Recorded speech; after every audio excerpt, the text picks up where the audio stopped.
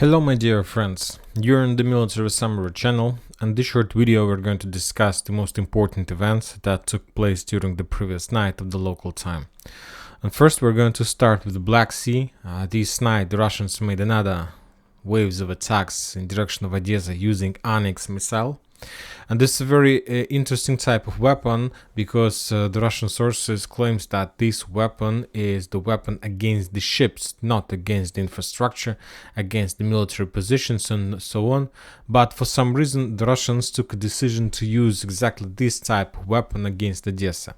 And some experts are saying the main reason of that is that these missiles are flying on the very low height, some almost on above the surface of the water. So that's why it is very difficult to discover them and to track them. But anyway, for example, the Ukrainian sources and the Russian sources published another video of those waves, so probably the Ukrainian military forces have possibility to track this type of weapon. But anyway, as we saw during the previous night, the Ukrainians made few attempts to shut the Russians' Onyx missiles down, but as I understand, those attempts were unsuccessful. And for example, the Ukrainian sources published the video of the work of Ukraine air defense. As you can see, the Ukrainians have launched a missile, air defense missile, but for some reason, after a few minutes of the fly, after a few seconds of the fly, that missile fell down. One more time, this is the rocket, and then it goes down. During the previous night, there were a lot of explosions inside the city, and some of those explosions were the result of work of Russian Onyx missiles. Some of them was as a result of Ukraine air defense system. Today, I believe we're going to see more updates, but some sources are saying that there was a church, Russian church in Odessa, that was destroyed, probably as a result of work of Ukraine air defense system. Now we are moving further to the ground. Today we got a very interesting photo of the Dnipro River. As you can see, currently there is no more water, almost no more water. There is just a desert between the Zaporozhye and Energodar. Some sources are saying that who have already visited this sector, that they have, let's say, touched the ground, and they expect and assume that very soon the Ukrainians will be able to start using this area to attack the Russian positions in the Zaporozhye area. Now we are moving to Petykhatki. The Ukrainian forces have activated in this area, and they started making a lot of reconnaissance and combat all over the combat line from Kamyansky to Zhiribyanki. And on this video, for example, we see how the Ukrainians were trying to attack the Russian positions on the edge of Zhiribyanki. The Russians were trying to hide in the forest, and after that the Ukrainians started using the cluster shells, and as a result of those cluster shell attack, the Russian soldiers were wounded. So the Ukrainians, as you can see, are using the cluster munition rounds all over the front line, and for now we see that yet the Russians haven't started using the same weapon as well. But I expect that very soon they are going to do this, and as we discussed, probably the first area the Russians are going to start using them massively is probably Ugledar, Avdiivka, or Karamzinovka, the area where the Russians currently trying to develop significant success, and we will discuss this in a minute. Furthermore, the Russians published the geolocated video, how as a result of counter-artillery duels, they managed to destroy the Ukrainian M777 Hovdze that located on the north of Orekhov. The Ukrainians have almost completed the creation and developing of their bridgehead on the north of Robotyne. They have demined this area completely. They have brought a lot of engineering equipment, a lot of infantry, and these days we received a lot of video and photo confirmation of Ukrainians who controls this territory. The Ukrainians are not in a hurry. For now, they need to be 400% sure that they have created the real defense belt, and after that they will continue attacks in direction of Robotyne. The sources are saying that Ukrainians made few attempts to attack during the previous night, but I believe that was reconnaissance in force. The Ukrainians for now are not ready to attack, or maybe they have almost completed the preparation. First thing they need is to create their own trenches, their own fortifications, and the most important, they need to secure the flanks and to create their own minefields. And after that, they will be able to start or to proceed their offensive operation to the south. The Russians also are not sleeping, of course. They're preparing their own defense belt. They're creating more new minefields, and of course they're trying to reinforce and enforce positions in Robotyne.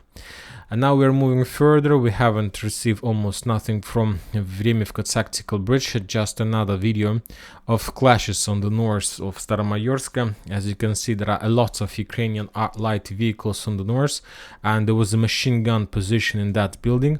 So as you can see, no matter the sources reported in the past, we see that Ukrainians still have control over the northern part of the settlement. Probably there are some kind of reconnaissance team in there, so we will update this map and show that this northern part of the settlement or in the gray zone or at least under Ukrainian control.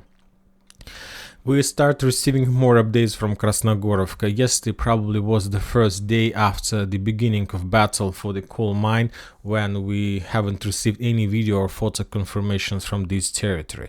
I'll remind you that during the July the Russians launched a very powerful local operational offensive operation in direction of the coal mine.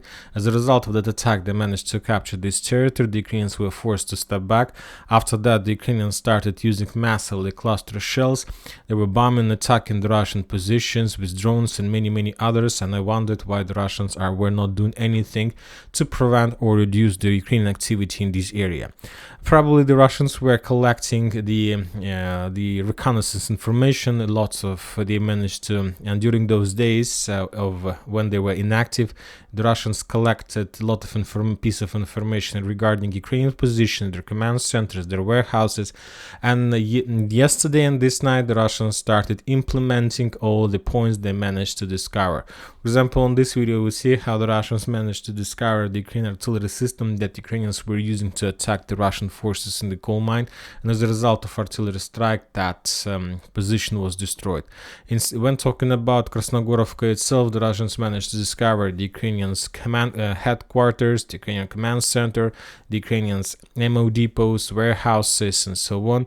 And the Russians during the previous night, previous 48 probably 24 hours, bombed this territory heavily using guided bombs, using artillery systems, using all types of weapons they have. And I expect that within the next few days the activity from the Ukrainian side will be reduced because of heaviest losses that they got in the settlement in the city as a result of Russian attack. Now we're moving to Avdiivka. We haven't received any updates from this bridgehead. Now we're getting to Klishevka, to this area. The Ukrainians published another video confirming the geolocation, confirming their position on the northern flank. For now, the territory of this situation, this area currently is very difficult to understand. We see that Ukrainian armored vehicle was running along the forest line, then the Russians discovered them and started bombing this area with the missiles, with rockets, and the armored vehicle of Ukrainians was destroyed. The situation in this area is very difficult to understand what exactly is going on there. The Ukrainian sources are saying that they managed to enter the Klishevka. The Russians are saying that they managed to repel the Ukrainians' attack, to counterattack them. Anyway, we see that the battle still continues. The battle continues. The Ukrainians are sending more and more reserves, more and more forces of 5th, 3rd, 57th, Brigades 80s, Brigade 24th, Separate Battalion, Aidar, and so on. From the Russian side, we can find 72nd Motorized Brigade, Special Unit Akhmat, and many other forces that tried not to allow the Ukrainians to capture the settlement. I'll remind you that the Battle of Klishevka started almost the same time with the Battle of Zaporozhye, even earlier in May, and they're like already 3 months past, 2 months, complete 2 months have already passed since the beginning of Ukrainian operation, and yet the Ukrainians haven't managed to capture even a single settlement, at least in this area. The Ukrainians have a very big level of losses, but for now, yet they still have reserves to continue. Of course, the Ukrainians, to support their offensive forces, need to use artillery system, need to use their hidden position to attack the Russians, and of course the Russians collect this information, and after that they're counterattacking, trying to reduce the Ukrainian artillery possibilities and their entire combat possibilities. For example, in this video we see how the Russians managed to discover the hidden Ukrainian position, and as a result of artillery attack they destroyed it. Furthermore, the Russians published the video how they destroyed the Ukrainian air defense system with Lancet. As you can see at the beginning of this video, the Ukrainians probably even managed to discover the Russian Lancet. They were trying to attack, but probably they missed, and after that the Russians destroyed the Ukrainian air defense system Strela. So as you can see, the clashes in this area are very heavy. Now we're moving to the north, and we got another confirmation of usage of cluster rounds.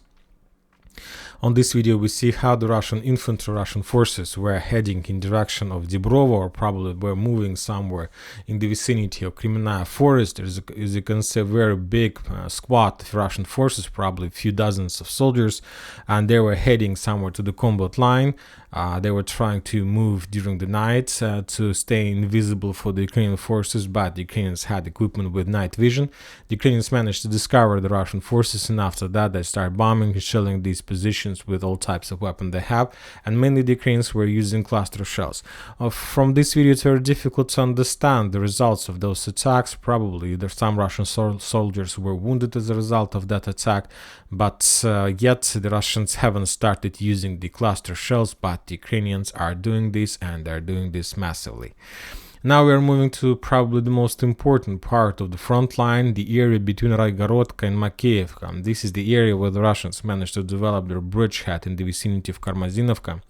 The sources are saying, for example, some very probably reliable sources reported that as a result of offensive operation, the Russians managed to get to answer the northern edge of Makeevka. It's the southern flank of Karamzinovka bridgehead. Other sources, of course, most of the mappers and sources have already confirmed that the Russians established the bridgehead on this side of Zherebets, captured this forest. And yesterday in the evening we got a very interesting video from Sergeyevka. This is the settlement that located on the northern flank of Karamzinovka bridgehead. The author of that video reported that the Russians bombed Ukrainian positions in this forest on the north. That was some kind of artillery preparation. Ukrainians sent some reserves, probably to reinforce their positions along Zherebets River. The Russians managed to track them, discover, and then they bombed them heavily, and the Ukrainian forces were completely defeated and destroyed. And after that, the Russians launched a counter-offensive operation in this area as well. For now, we yet haven't received any video or photo confirmations of any movements of the Russian side in this area, but as I understand, currently the Russians are focused not to develop the bridgehead to the west as after they managed to capture these forests, but currently the Russians are focused to develop the bridgehead to the north. They want to create a very powerful foothold and very long, not just in the vicinity of one settlement, but basically the Russians need to create and they will try to create this like bridgehead, and maybe they have already done this because at least some video and photo confirmations confirms this piece of information. We need to wait a little bit more, and this is exactly the primary objectives of the Russians on this side, to create a very long bridgehead on the west of Karamzinovka, Raigorodka, and after that to continue advancing to the west and to penetrate the Ukrainian defense belts and to collapse the entire Ukrainian army on this part of the front line. And this attack can collapse the entire region, the entire sector, and this situation could lead to unpredictable consequences for the Ukrainian army. And that's it for this video, short video. Military Summary channel reminds to condemn any violence in the world. Thank you for watching. Subscribe to my channel, put your likes, join my Patreon, and have a good day. Bye bye.